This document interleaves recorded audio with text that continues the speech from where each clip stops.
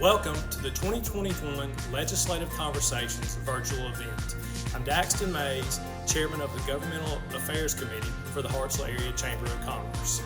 The Hartselle Area Chamber of Commerce is committed to engaging our business community in the legislative process and want to take this opportunity to engage our businesses with our legislative body here in the local area. This event is generally part of our State of the State address and breakfast. However, this year we are offering this as a virtual event.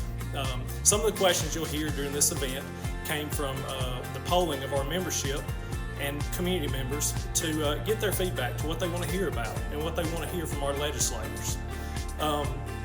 We are excited to be able to present this, and you will get to hear from our local legislative body, and we hope you enjoy. In our fourth of 5 segments, we are now going to address another one of the Hartselle Area Chamber of Commerce's pillars, workforce and education. Here in the Hartselle area, we seek to grow our own. We have one of the best school systems in the state for K through 12 students, and we have wonderful supporting higher level educational institutions, as well as many trade programs to help grow a workforce that is healthy and vibrant for our industry and employers in this region. So many of the questions that you're going to hear are regarding just that. How has COVID impacted our school's ability to be able to prepare the workforce for tomorrow? I hope you'll find this very stimulating and informative. Thank you for engaging today.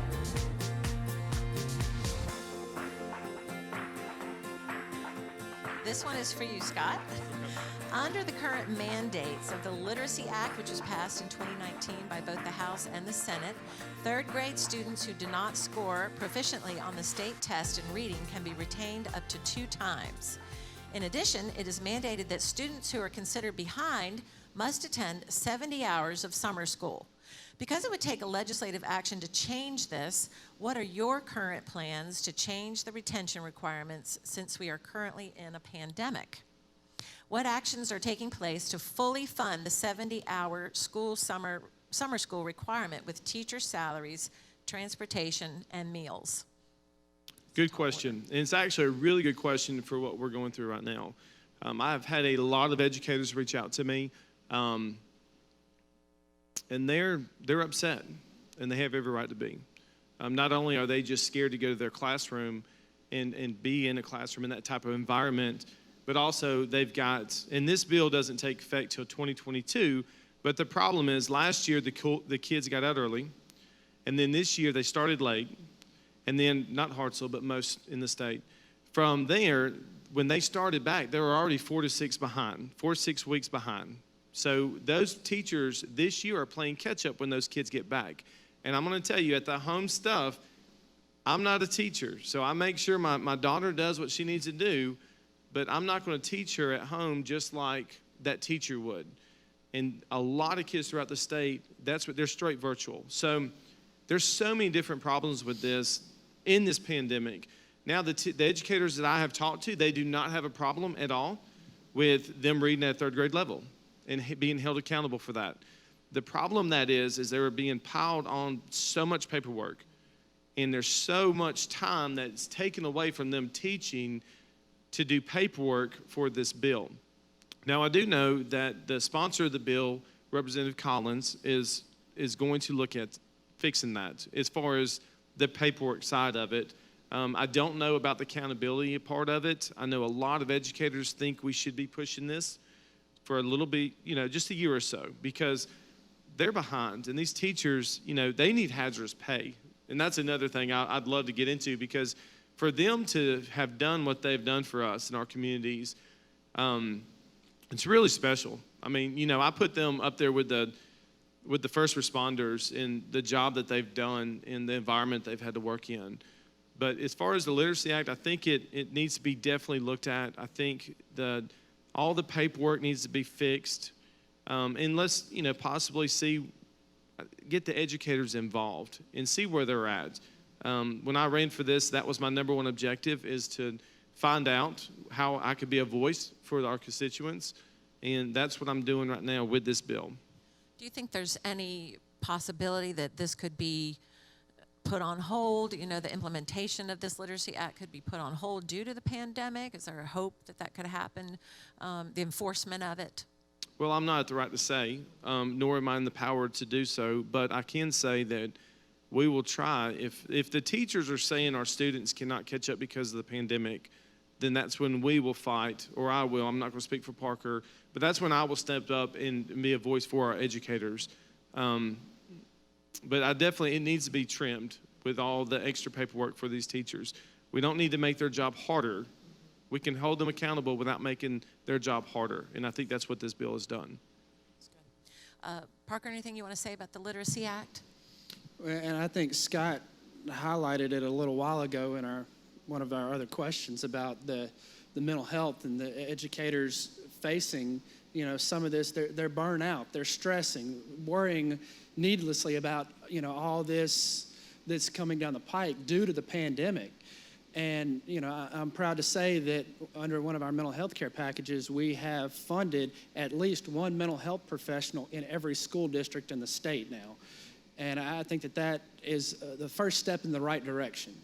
I think we've got a lot of improvement that can be made and in expanding that and providing that access to not only the students, but to the teachers as well.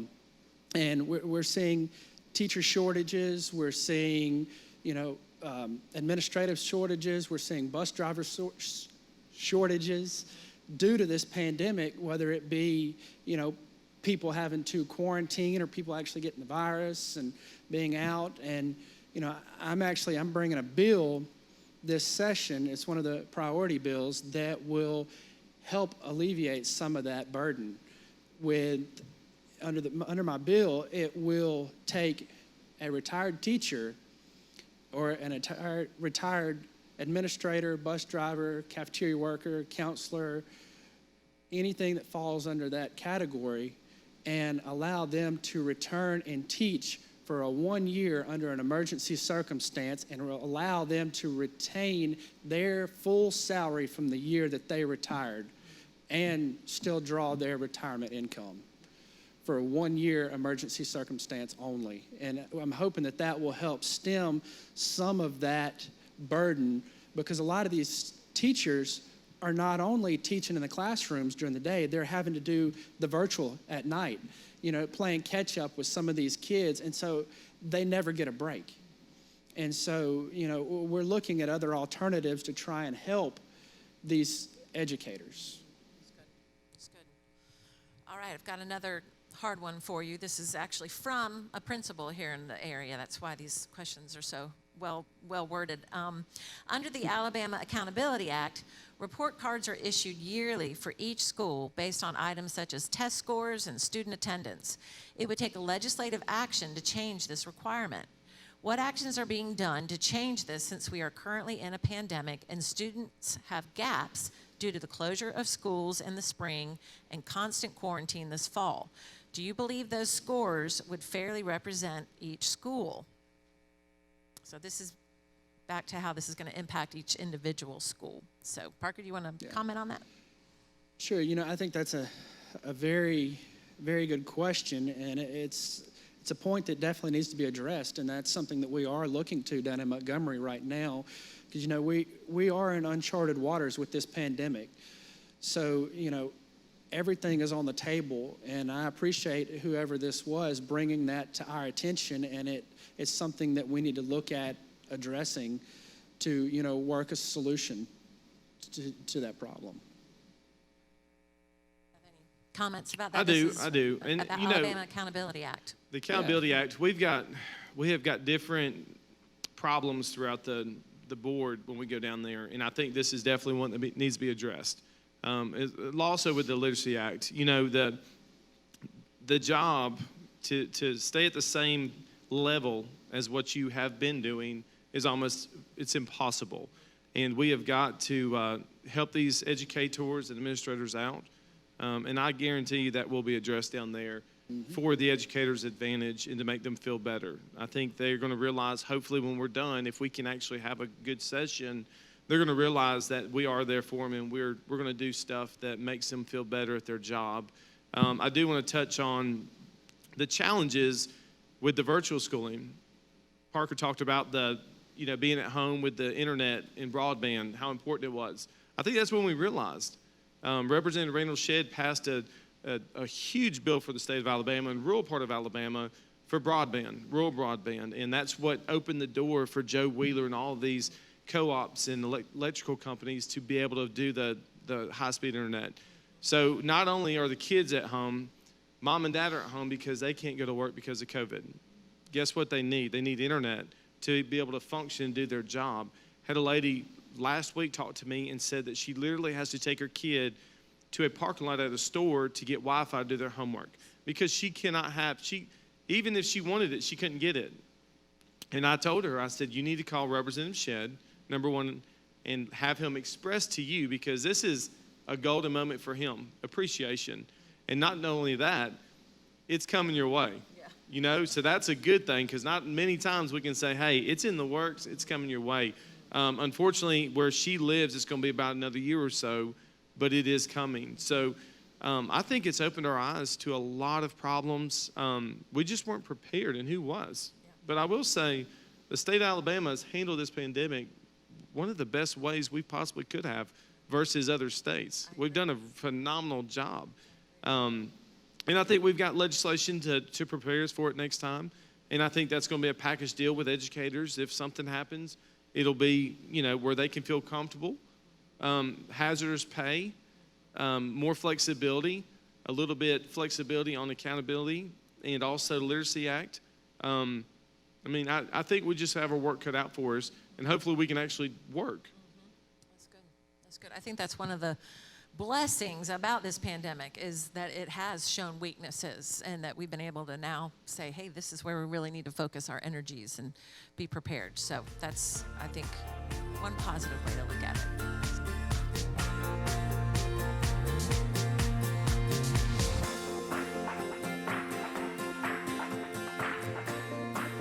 We're going to transition a little bit. We're going to go to another area that's near and dear to Hartselle, because, as you mentioned, we have such a great educational resource here with our public school system here. So we're going to talk a little bit about workforce and education. Regarding the education budget, do you foresee that a significant pay raise will be included for teachers and staff? And what do you feel is an adequate pay raise for our educators this year? Well, the educators did not get a pay raise last year, and I believe one is certainly in order. As far as the extent or the percentage, I think it's a little too early to tell. We've got to be careful as appropriators, and as the budget chair, the worst thing we could do is overcommit and then have to hit a situation where we had proration or some kind of very difficult hardships that we couldn't fulfill our obligations. So there's a point out there where too much could threaten the budget as a whole. That being said, we're going to have to see what the income tax returns look like in January and February. Where are we? A lot of people were out of work in the summer and filing for unemployment. So they may have filed a 2019 return and things were pretty good. When they filed their 2020 return, they didn't make as much money because the business was shut down or whatever. So we're going to have to see how those look and appear before we start knowing really how much money will we have to spend going forward. And of course, also on sales taxes, you see we've had 3 months at the national level of retail sales decline. And so are we starting a trend here? Don't know, but we really have to watch those numbers to be careful not to overcommit.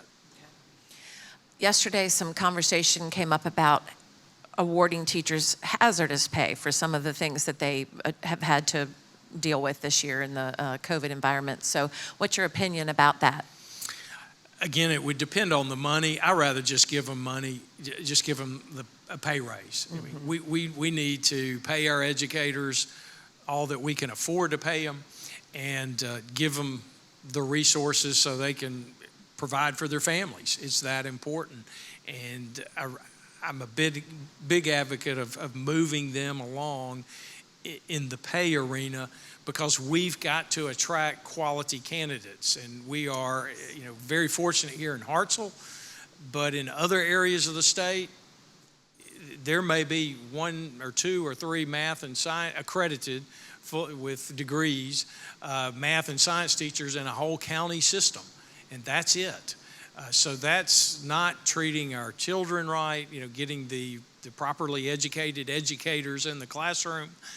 We've got to do that, but it takes money, and we've got to put our money there to get those qualified educators into the classroom and attract them. And keep them. And keep them. That's right. We fall off in the middle years, and that's something that Representative Poole, my House counterpart, are looking at trying those middle years. We're doing better in the earlier years, but the middle year educators fall behind. We fall behind our other states. So that's an area of interest, along with our STEM teachers. How do we help them or attract more STEM teachers and keep them, because we can't compete with the private sector right now. That's good. That's good. Okay, one more question for you in the workforce and education arena. Do you think we will see a statewide initiative regarding the sharing of simplified seller use tax to all school systems from each county commission? Is this something that you think should be done? Can you explain that for educational benefit? Yeah, so at the state level, we do have a state SSUT tax, and that's just the internet sales tax. At the local level, when that bill passed, there are local levels that have sales taxes, and so there's a conflict over whether that should go to education, whether that should go to the county, or should it be somewhere in between. 2019, we passed, our local delegation passed a local bill that said that we tracked the bricks and mortar sales taxes, just tracked the percentages of where that went, and did the same to the internet sales tax. And the logic being that the bricks and mortar is going to be flatline or even declining as internet sales go up, and to basically keep things the same, keep it all as sales taxes, and most all of that goes to schools. Some goes to the volunteer firefighters. That bill got challenged. It's on appeal to the Alabama Supreme Court. So to answer your question, I think until that is resolved at the Supreme Court level, we're a little bit in a holding pattern as far as a statewide bill and what we're going to do on a statewide level, or we'll, if the Supreme Court upholds the trial court that ruled in favor of the schools, if the Supreme Court affirms that, then I think you may just see a lot of other local bills doing something similar to what Morgan County chose to do.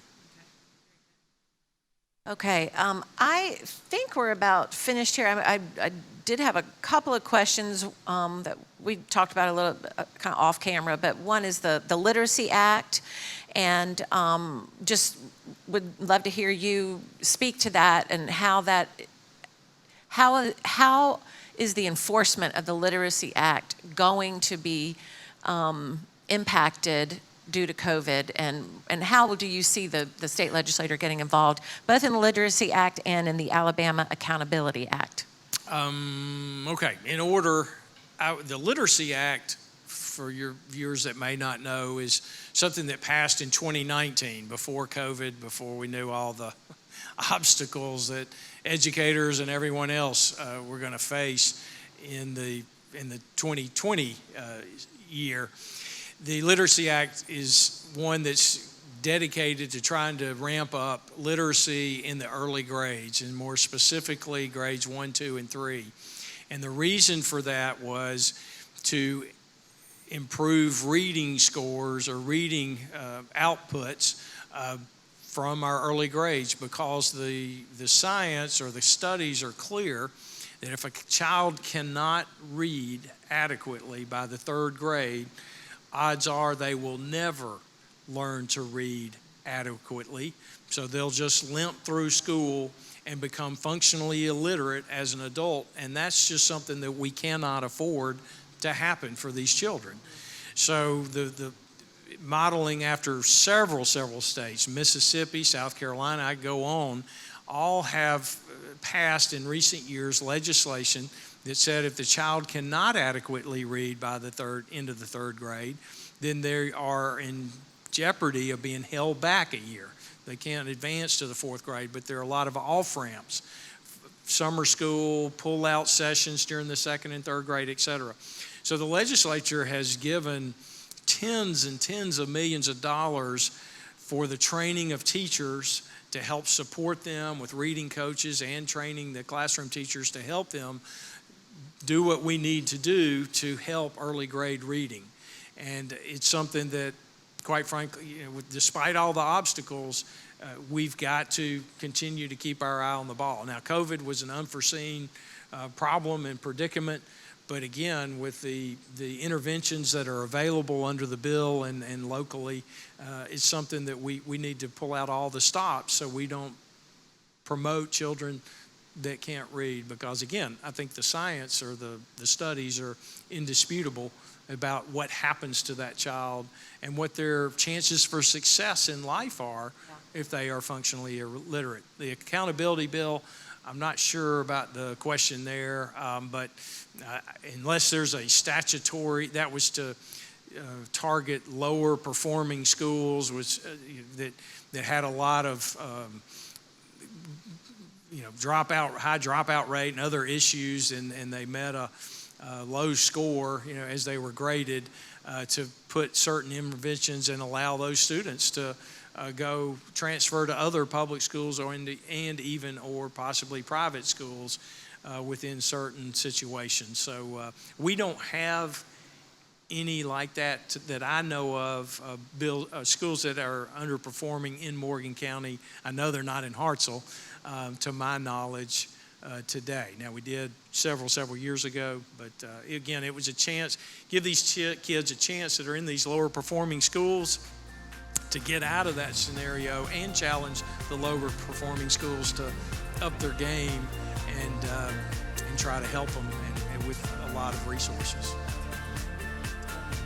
We want to thank you for joining in to this event. We hope you found it educational, and we hope that you learned something and became a little bit closer to our legislators and our legislative process.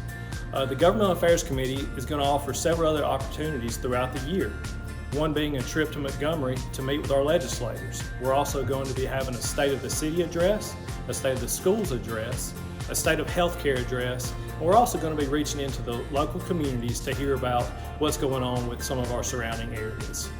Lastly, we're going to be working to develop our public policy agenda for the 2021-2022 year, and we're asking for volunteers. We would love to have you join in, make your voice heard, and be a part of our committee as we move forward and work to move Hartselle in the right direction.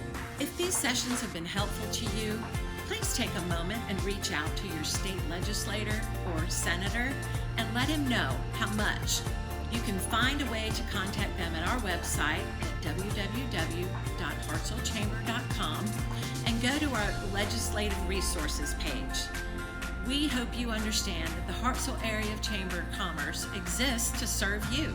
As a nonprofit, we accomplish the task of helping to make Hartselle and the surrounding area a better place to live, work, and play through volunteer leadership. So come join us.